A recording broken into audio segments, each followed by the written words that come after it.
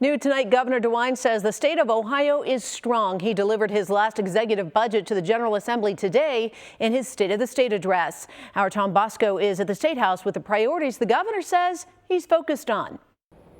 The governor in his State of the State address talking a lot about education. He wants driver's ed back in schools.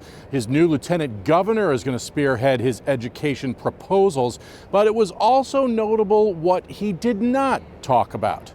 Lieutenant Governor. He's the new lieutenant governor, but Jim Tressel is going to have some familiar ground to cover in his new job. Governor Mike DeWine tasking Tressel with spearheading education policy in the state.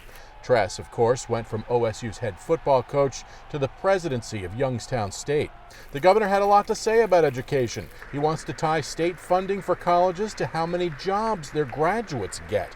And he wants to get driver's ed back in schools, noting that many young people wait to get a driver's license until they are 18, the age where they can get a license without training. Schools are the logical and most accessible places for teens to learn how to drive.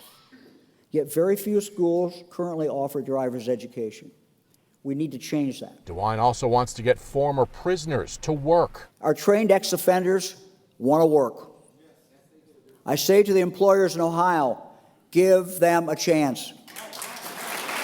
He wants a $1,000 child tax credit for families, and he wants to use a tax on online gaming to help fund stadiums and ballparks, not general fund money. We now, with the budget I presented to you, have an opportunity to stop using our general fund dollars to build or renovate ballparks. But DeWine glossed over delays to the Intel project in Licking County. He touted the development but didn't mention Intel's financial troubles or the Trump administration's attack on the CHIPS Act that is helping fund the project.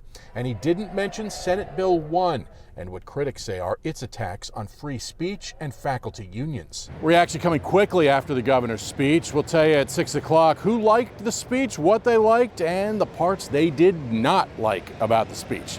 On your side at the Ohio State House, I'm Tom Bosco, ABC 6 News.